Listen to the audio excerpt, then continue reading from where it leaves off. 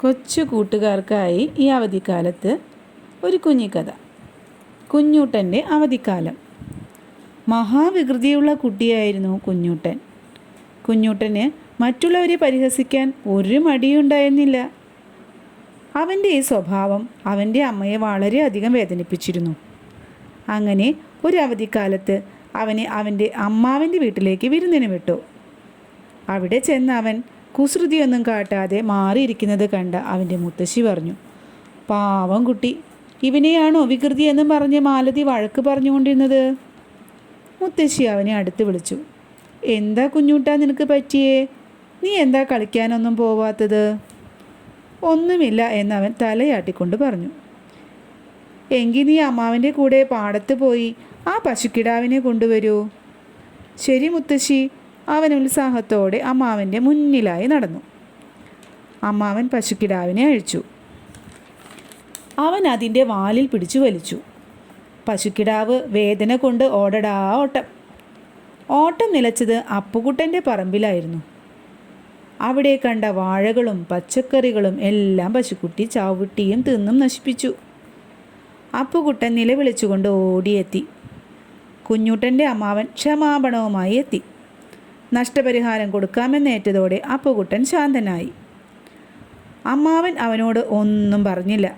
വഴക്ക് പറഞ്ഞാൽ അവന് വിഷമമായാലോ? പൈക്കിടാവിനെ പിടിക്കാൻ പോയ അമ്മാവൻ്റെ കാല് ചെറുതായൊന്ന് ഉളുക്കിയിരുന്നു. അമ്മാവൻ്റെ കാല് വലിച്ചുള്ള നടപ്പ് കണ്ട് അവന് ചിരി അടക്കാൻ കഴിഞ്ഞില്ല. എന്തിനാ കുഞ്ഞൂട്ടാ നീ ചിരിക്കണത്? മുത്തശ്ശി അവനോട് തിരക്കി. അമ്മാവനെ ചൂണ്ടിക്കാട്ടി അവൻ പൊട്ടി പൊട്ടി ചിരിച്ചു. നാളെ വൈദ്യരെ ഒന്ന് കാണിക്കാം, നീര് വെച്ചിട്ടുണ്ട്, അമ്മാവൻ അവനോടായി പറഞ്ഞു. അവൻ അതൊന്നും വലിയ കാര്യമായി തോന്നിയില്ല. പിറ്റേന്ന് വൈദ്യരെത്തി. കഷായവും തൈലവും കൊടുത്തു. അമ്മാവൻ്റെ കാല് മുഴിഞ്ഞു. കുഞ്ഞൂട്ടൻ പറ്റിച്ച പണിയേ. മുത്തശ്ശി അവനെ നോക്കി ചിരിച്ചു. കുഞ്ഞൂട്ടാ, അടുക്കളയിൽ പാൽപ്പായസം വെച്ചിട്ടുണ്ട്, എടുത്തു കഴിച്ചോളൂ. അവൻ ധൃതിയിൽ അടുക്കളയിലേക്ക് പോയി. ചൂടുള്ള പാൽപ്പായസം ആർത്തിയോടെ മോന്തിയതും അവൻ്റെ വായ പൊള്ളി. അവൻ ആ എന്ന് പറഞ്ഞ് പുറത്തേക്ക് ഓടി. കിണറ്റിൻകരയിൽ ചെന്ന് വായ കഴുകി. തിരിച്ചു വന്നതും പായസം മുഴുവൻ കണ്ടൻ പൂച്ച കുടിച്ചു. അവന് വളരെ സങ്കടമായി. അവൻ കയ്യിൽ കിട്ടിയ തവി കൊണ്ട് പൂച്ചയെറിഞ്ഞു.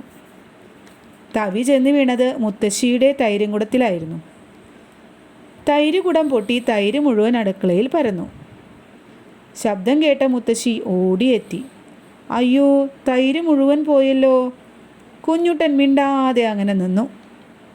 മുത്തശ്ശിയുടെ ആവലാതി കേട്ടതും അവൻ ചിരി തുടങ്ങി. എന്തേ നീ ഇപ്പോൾ കാട്ടിയത്? എത്ര തൈരാ പോയത്? മുത്തശ്ശി ഇത്തിരി ദേഷ്യം കലർന്ന സ്വരത്തിൽ പറഞ്ഞു. അവൻ പതിയെ പുറത്തേക്കിറങ്ങി. മാവിൻ ചുവട്ടിൽ കുറേ മാങ്ങകൾ വീണ് കിടക്കുന്നു. പഴുത്ത മാങ്ങകൾ തിന്നാൻ അണ്ണാനും കിളികളും വന്നുകൊണ്ടിരുന്നു. അവൻ അവയെല്ലാം ഓടിച്ചു വിട്ടു. അപ്പോഴവന് ഒരു മോഹം. മുകളിൽ നിൽക്കുന്ന മാങ്ങ പറിച്ചു കഴിച്ചാലോ? അവൻ പതിയെ മുകളിലേക്ക് കയറി മാങ്ങ പൊട്ടിച്ചു. തൊട്ടടുത്ത് നിന്ന ഒരു കൂട്ടം ഇലകളിൽ പുളിയുറുമ്പുകൾ കൂടുകൂട്ടിയിരുന്നു. അവ അവനെ കടന്നാക്രമിച്ചു. അവൻ ആ മാവിൽ നിന്നും പിടിവിട്ട് താഴേക്ക് നിലംപതിച്ചു. പിന്നീട് നടന്നത് വല്ലതും പറയണോ? അവൻ്റെ അഹങ്കാരം അതോടെ തീർന്നിട്ടുണ്ടാവണം.